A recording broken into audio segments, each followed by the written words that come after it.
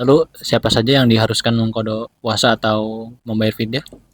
Hmm, Terus bagaimana ketentuan membayar fidyah itu, Pak? jadi gini.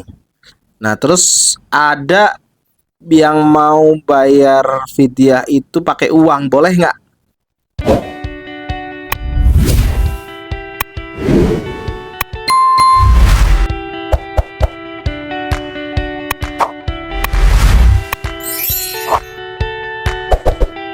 Assalamualaikum warahmatullahi wabarakatuh.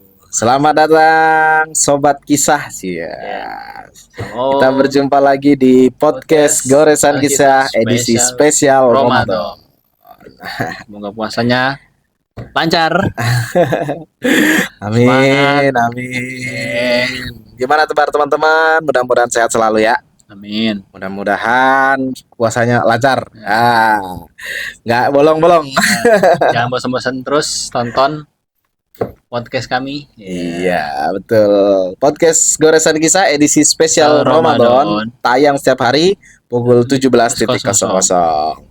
Siap menemani ngabuburit Anda. Oke. Udah buka lagi. Udah beli takjil belum? Ya, belum lah, baru jam berapa nih, Din? Nah, oke, kita masih sama saya Fahmi dan teman saya Saidin. Nah, hari ini kita masih bahas soal Ramadan. Soal Ramadan ya, mudah-mudahan ada manfaatnya. Amin. Ya, kita sama-sama belajar, kita memperbanyak belajar di bulan Ramadan ini. Ya. Berkah. Mudah-mudahan puasa kita jadinya makin baik ya. Makin baik karena ibadah yang kita lakukan itu nanti kita berdasarkan ilmu. Gitu. Oke. Hari ini kita mau bahas apa nih, Din? Ya, oke. Bahas ini tentang kita kan kalau puasa wajib ya, Pak ya. Betul. Puasa wajib, dan ada juga sebagian orang kena uzur jadi tidak berpuasa. Jadi diganti di hari lain waktu maksudnya. Nah, itu namanya qadha. Nah, apa itu qadha, Pak? Qadha puasa atau dan fidyah? Qadha sama fidyah. Ya, qadha dan fidyah. Kali ini kita bahas babnya qadha dan fidyah. Ya. Qadha dan fidyah. Oke, jadi benar seperti yang tadi kamu bilang, puasa itu kan wajib, seperti yang kita bahas di video-video kita sebelumnya. Terus ada juga orang-orang yang memang diperbolehkan untuk tidak berpuasa, gitu ya. Seperti di video-video kita sebelumnya juga udah kita bahas. Nah, konsekuensi daripada tidak berpuasa atau meninggalkan puasa di bulan Ramadan itu ada beberapa, di antaranya yang konsekuensi itu adalah qadha dan fidyah. Qadha itu apa? Qadha itu adalah mengganti sebuah ibadah di waktu yang lain. Sebenarnya qadha ini nggak cuma puasa, Din. Sholat juga bisa diqadha. Ya tentunya karena udzur tertentu bisa diqadha. Nggak cuma puasa, nggak berarti juga apalagi ya ibadah-ibadah yang lain lah ya. Ibadah-ibadah yang lain itu bisa diqadha. Nah, jadi kalau misalkan kita nggak puasa karena hal-hal yang memang diperbolehkan, ya kan, itu nanti ada konsekuensi yang namanya qadha, mengganti puasa kita di hari yang lain, di luar bulan Ramadan gitu. Nah, kalau fidyah itu sesuai dengan ayat Al-Qur'an di surat Al-Baqarah dikatakan bahwasanya selain mengganti puasa di bulan yang lain, kita juga bisa mengganti puasa dengan cara memberi makan kepada orang lain, kepada orang miskin gitu. Ya itulah disebut dengan fidyah. Jadi fidyah itu nanti kita mengganti puasa dengan cara memberi makan kepada orang lain. Nah, jadi seperti itu. Kurang lebihnya begitu, Din.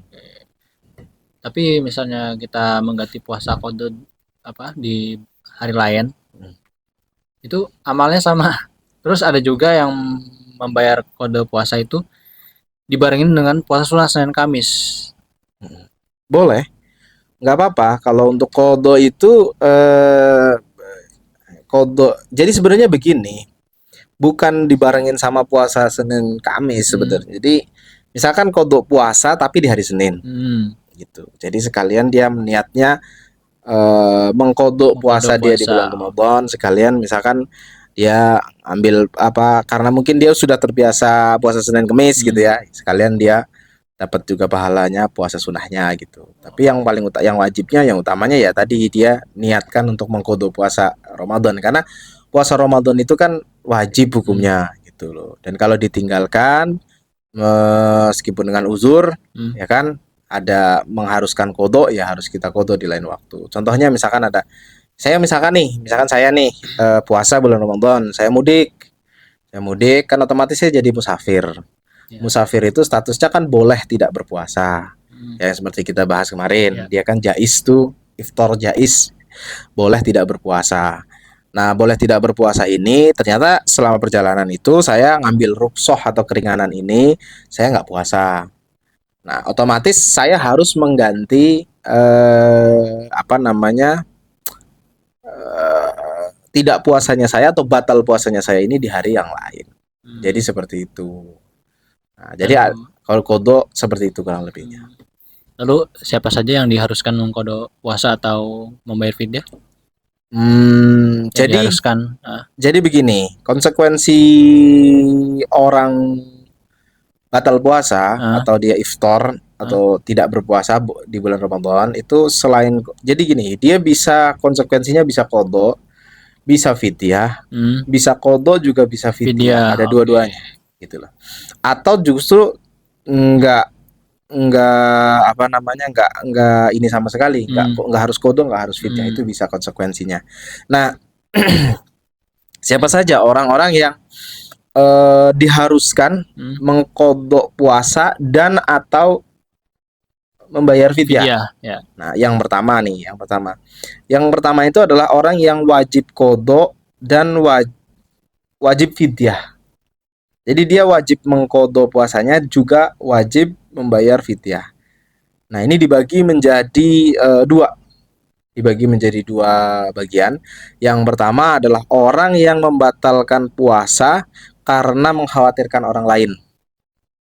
Itu yang pertama. Mengkhawatirkan orang lain.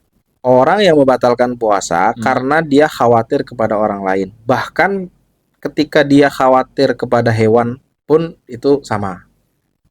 Maksudnya gimana? Contohnya nih, ada orang puasa yang kalau dia itu berpuasa, dia khawatir akan keselamatan orang lain atau akan terjadi hal buruk terhadap orang lain. Contohnya begini, kalau di kitab itu dijelaskan, contohnya itu misalkan ada Zaid, ada orang A ya, si A bahasanya, ada si A, dia bermain di lautan. Dia naik perahu lah. Si A dan si B berdua, kena cincin sendiri. Si A sama si B ini di laut naik kapal, naik perahu. Terus di tengah laut perahunya itu tenggelam. Nah, kebetulan si B ini nggak bisa berenang. Si A ini harus menyelamatkan si B. Gitu ya, si B. Masalahnya si A ini berpuasa. Karena puasa dia kehausan, lemes, jadi nggak punya tenaga untuk menyelamatkan si B. Akhirnya dia memutuskan membatalkan puasanya untuk menyelamatkan si B. Karena khawatir akan keselamatan si B. Nah, itu yang dimaksud orang yang membatalkan puasa karena mengkhawatirkan orang lain. Contohnya begitu. Jadi dia orang yang seperti ini, dia wajib mengkodok puasanya dan juga membayar fidyah. Duanya berarti dua-duanya. Iya. Selain itu ada lagi, contohnya lagi, misalkan perempuan hamil atau perempuan menyusui, itu kan boleh nggak puasa. Konsekuensinya kalau dia misalkan begini, misalkan perempuan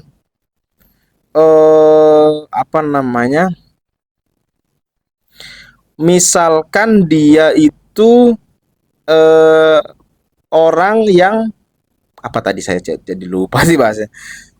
Dia mengkhawatirkan orang lain. Berarti perempuan yang hamil ini atau perempuan yang menyusui ini dia membatalkan puasa atau tidak berpuasa karena dia khawatir sama bayinya. Oh iya, kandungannya ya. Iya, Iya. baik bayi yang masih dikandung maupun bayi yang disusui. Oke. Maka dia wajib tidak hanya tidak hanya membayar fidyah tapi juga mengkodok puasanya. Karena dia khawatirnya kepada orang lain.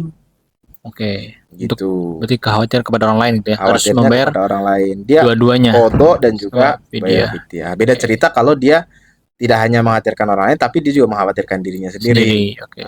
Nah, itu dia hanya membayar fidyah. Kayak gitu. Nah, itu yang pertama. Itu wajib kodok dan fidyah untuk golongan yang pertama. Nah, ini golongan yang kedua adalah tadi kan orang yang membatalkan puasa karena mengkhawatirkan orang lain. Nah, yang kedua, orang yang menunda kodok puasa sampai tiba puasa berikutnya, padahal dia punya kesempatan untuk kodok. Jadi kayak yang tadi nih, yang kemarin nih, kemarin video yang lalu itu kan kita bahas tuh, ada orang dia puasa di tahun A, misalkan tahun kemarin dia puasa terus dia ada bolong gitu kan. Nah, terus harusnya kan dia kodok kan? Iya. Harusnya dia kodok, tapi sampai ketemu Ramadan sekarang, dia belum lunas, belum dikodok. Padahal dia punya waktu untuk mengkodok. Padahal dia nggak kemana-mana, artinya dia mukim. Padahal dia sehat gitu. Maka kewajibannya tidak hanya sekedar jadi mengkodok, tapi juga sampai ditambah lagi dengan membayar fidyah. Kodoknya tetap, ditambah lagi dia harus bayar fidyah juga. Harus memberi makan orang lain sesuai dengan jumlah hari. Harinya juga. Sejumlah hari dia tinggalin. Seperti itu. Nah, itu yang orang yang wajib kodok dan wajib bayar fidyah. Nah, yang kedua, ada orang yang dia wajib kodok puasa tapi tidak wajib bayar fidyah. Dia wajib kodok tapi tidak wajib bayar fidyah. Nah, ini orang yang seperti apa? Ini banyak sekali. Kenapa nih?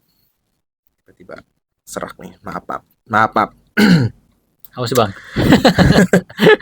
Kayaknya kering jadinya agak ini. Maklum puasa, Din. Kalau nggak puasa udah minum kita. Sabar lagi. Aman. Jadi balik lagi yang tadi. Ada yang mewajibkan kodok tapi nggak mewajibkan bayar fidyah. Dan ini banyak sekali. Ya, umumnya orang yang batal puasa atau tidak berpuasa tadi, itu umumnya itu ya tidak bayar fidyah.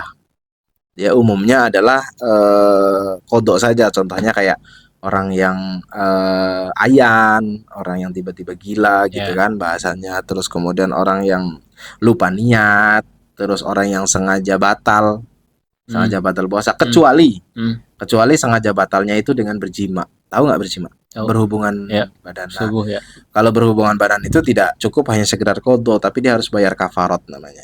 Kafarot. Ada kafarot. Nanti mungkin kita bahas di video yang lain. Karena nanti agak panjang kalau bahas itu. Itu. Terus ada juga orang yang dia wajib membayar fidyah tapi tidak wajib mengkodok.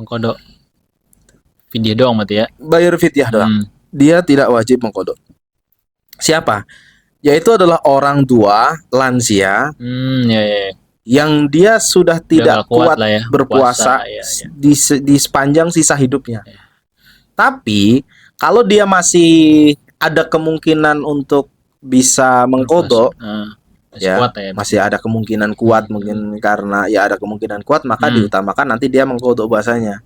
Tapi kalau memang dia sudah tidak ada kemungkinan untuk mengkodok sampai dia meninggal, nah itu nanti dia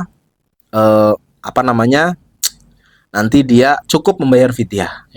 Cukup membayar fidyah. Nah, kemarin itu pernah ada yang nanya sama saya begini, gimana kalau misalkan ada orang tua dia udah nggak bisa puasa, otomatis kan dia nggak wajib kodok tapi wajib bayar fidyah. Masalahnya orang tua ini tuh nggak punya, bahasanya miskin. Miskin juga, dia nggak ada juga buat bayar fidyah Fidyahnya, ya. gitu kan. Dia nggak ada juga untuk bayar fidyah. Nah, gimana ininya apa namanya hukumnya, dia harus bagaimana?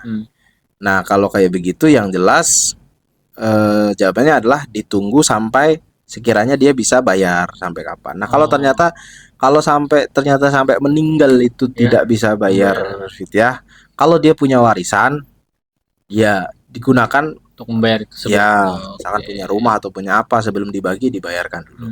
Nah, kalau tidak, misalkan dia ada punya anak, anaknya mampu, punya kemampuan, ya anaknya mau ngebayarin boleh. Atau kalau memang benar-benar nih nggak ada sama sekali nih, ya nggak ada, ya udah mau gimana lagi? Ya emang nggak ada kan bahasanya. Jadi seperti itu. Karena pernah ada yang nanya seperti itu sama saya. Nah, terus selanjutnya ada lagi nih. Tadi kan wajib qadha, wajib fidyah. Wajib qadha, tidak wajib fidyah. Tidak wajib qadha, wajib fidyah. Nah, yang ini tidak wajib qadha dan tidak wajib fidyah. Itu apa? Itu adalah orang yang batal. Yang pertama nih, orang yang batal puasa yang karena gila. Ya karena gila ya. Ya pas dia sembuh, ya nggak perlu dia mengqadha atau membayar fidyah pas dia gila gitu. Misalkan ada orang gila nih, 2 tahun gila nih. Kebetulan berarti kan ketemu 2 kali puasa 2 bulan puasa ketemu kan. Nah, tahun ketiga dia sembuh. Nah, pas dia gilanya ini dia nggak perlu membayar qadha sama fidyah untuk yang 2 tahun pas dia gila ini. Dia nggak perlu. Sama misalkan anak kecil yang anak kecil yang sudah balik, dia tidak perlu mengqadha atau membayar fidyah puasa yang dia tinggalkan ketika dia belum balik. Oh iya. Gitu. Ya kayak tadi kan, balik misalkan umur 15 tahun. Berarti sebelum itu katakanlah dia ada beberapa tahun nggak puasa. Ya nggak perlu karena kan itu juga belum wajib bahasanya istilahnya. Jadi seperti itu. Sama ada lagi orang yang kafir, orang non muslim. Ya ini non muslimnya asli ya. Memang dari lahir dia udah non muslim. Karena kalau misalkan orang yang pernah muslim terus kemudian dia murtad, itu dia tetap kena kewajiban puasa seperti yang kita bahas sebelumnya kan.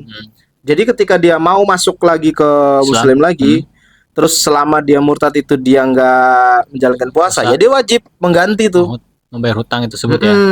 Tapi kalau ini kafirnya tuh kafir asli, yang benar-benar memang dari lahir dia belum Islam, terus misalkan di umur 30 tahun dia masuk Islam, anggaplah dia balik 15 tahun.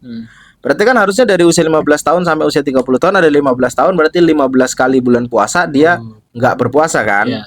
Tapi karena dia memang baru benar-benar masuk Islam, yang 15 tahun ini nggak perlu diganti. Nggak perlu diganti dan nggak perlu dibayar fidyahnya. Jadi begitu. Jadi ada beberapa macam untuk qadha dan fidyah. Tadi satu, wajib qadha, wajib fidyah. Yang kedua, wajib qadha, tidak wajib fidyah. Yang ketiga, tidak wajib qadha tapi wajib fidyah. Ada yang tidak wajib qadha dan tidak wajib fidyah. Orang yang gila ya. Ya tadi yang gila, yang anak kecil sama yang. Dari pembahasan fidyah tadi itu kan kita puasa kan misalnya 5 hari nih kita nggak puasa tapi kita bayar fidyah kan. Itu sesuai 5 hari itu kan kita bayar fidyah 5 kalinya itu untuk bayar fidyahnya. Terus bagaimana ketentuan membayar fidyah itu, Pak? Jadi gini, fidyah itu sebenarnya adalah memberi makan kepada fakir dan miskin ya. Fakir miskin ketika kita itu meninggalkan puasa ya kan. Banyaknya berapa? Banyaknya adalah sesuai jumlah hari yang ditinggalkan. Jadi kalau misalkan kita nggak puasanya 5 hari, itu ya 5 hari. 5 berarti 5 untuk 5 hari itu yang dihitung. Yang dihitung. Berapa ukuran bayarnya? Ukuran bayarnya berapa? Nah, kalau menurut ulama dari mazhab Malikiyah, Imam Malik dan Syafi'iyah, Imam Syafi'i, itu takaran orang bayar fidyah itu ngasih makan gandum itu sebanyak 1 mud. 1 mud. Seberapa itu? Satu mood itu sekitar 6 sampai 7 on ya, 6 on lebih sampai 7 on lebih. Sebenarnya gampangannya satu serokan ini nih. Apa namanya, tangan. Yang tapi orang yang gede itulah. Ya, kurang lebih gitu. Kurang lebih satu mood itu.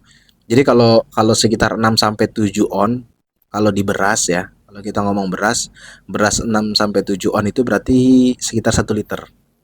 Karena 1 liter itu 7 on lebih, hampir 8 on. Ya kurang lebih 1 liter. Gitu. Jadi itu kalau menurut ulama madhab Imam Malik sama Imam Syafi'i. Dan itu harus makanan. Gitu. Bentuknya makanan. Kalau kasih beras ya beras anggaplah seliter gitu ya. Karena tadi satu mud itu sekitar 6 sampai 7 ons. Nah, kalau 7 on lebih itu ya kalau 1 liter beras itu kurang lebih sekitar 8 ons. Ya lebih banyak dari itu boleh nggak? Boleh, sedekah. Jadi kalau misalkan 5 hari ya anggaplah 5 liter. Gitu. Dipermudah ya. 5 liter beras misalkan seperti itu. Itu menurut ulama Malikiyah dan Syafi'iyah. Nah, terus ada yang mau bayar fidyah itu pakai uang, boleh nggak? Boleh nggak? Yang saya pernah lihat itu di masjid-masjid, kalau nggak pakai beras ya mereka pakai uang. Pakai uang. Iya. Nah, boleh nggak bayar fidyah itu pakai uang? Yang memperbolehkan fidyah itu bayar pakai uang itu mazhab Hanafiyah atau mazhab Imam Abu Hanifah atau Imam Hanafi. Itu sama kayak zakat.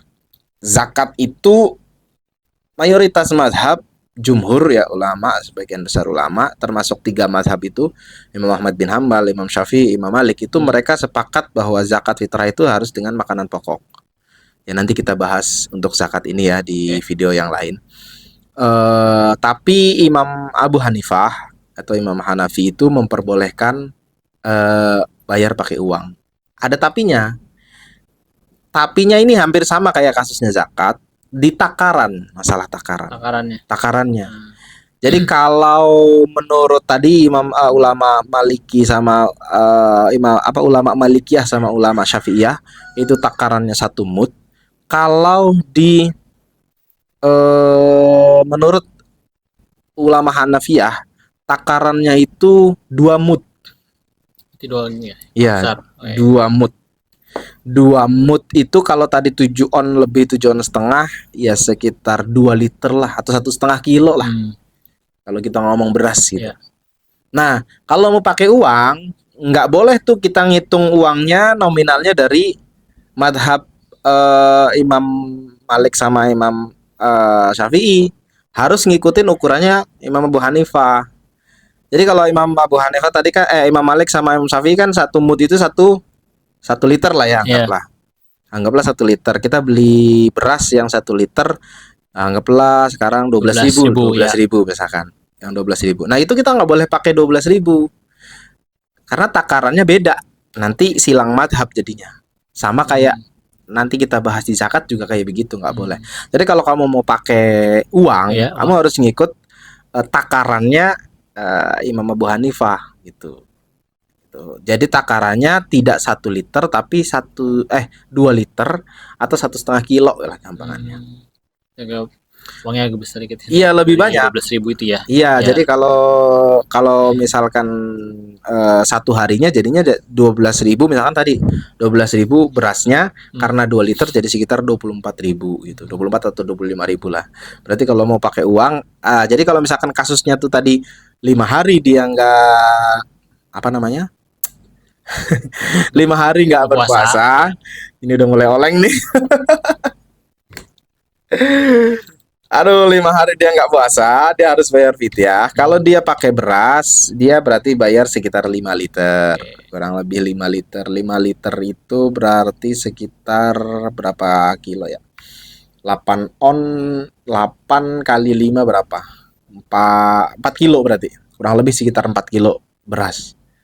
Ya kan? Nanti kalau pakai uang 2 kali lipat Kalau kilo itu ya. Kalau nggak 2 kali lipatnya 4 kilo.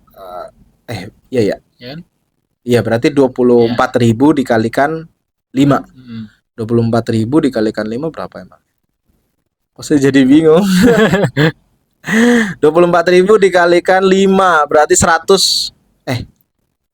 Kan 2 liter ya tadi ya. Ya, 2 liter. Berarti 2 liter. Ini udah mulai ini nih, mulai oleng nih. Nggak tahu 1 liternya itu 12.000.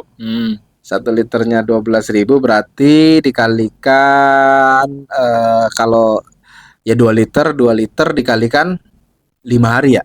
Ya, 2 5 hari. liter dikalikan 5 hari berarti 10 liter. Ya benar 120.000. Iya kan? Ya. Nah, 100.000 atau perharinya itu berarti bayarnya 24.000 dikalikan 5 hari. 5 hari. Berarti 120.000. Jadi begitu. Dikasihkan kemana? Dikasihkannya ke fakir miskin. Makanya tadi ada yang waktu yang tadi saya bilang ada yang nanya, terus gimana kalau orang tuanya lansianya ini dia fakir miskin?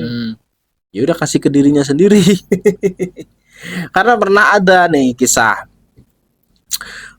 kisah. Nah, ini yang bahasanya tadi kafarat yang di di video kemarin. Kalau nggak salah video kemarin ya yang saya bahas tentang orang yang berbuka puasa karena dia menjima istrinya. Oh ya, Itu. Ya, itu kan dia harus bayar kafarat ya.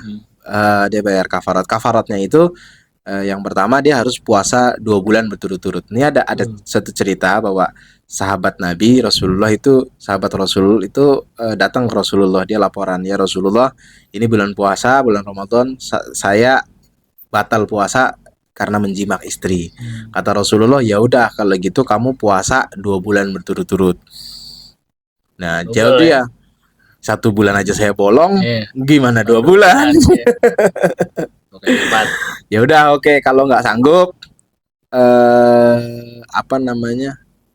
yang pertama membebaskan budak. Yang pertama membebaskan budak. Terus yang nggak sanggup membebaskan budak. Terus kemudian yang kedua puasa 2 bulan berturut-turut. Lah, terus kalau nggak bisa ngasih makan orang.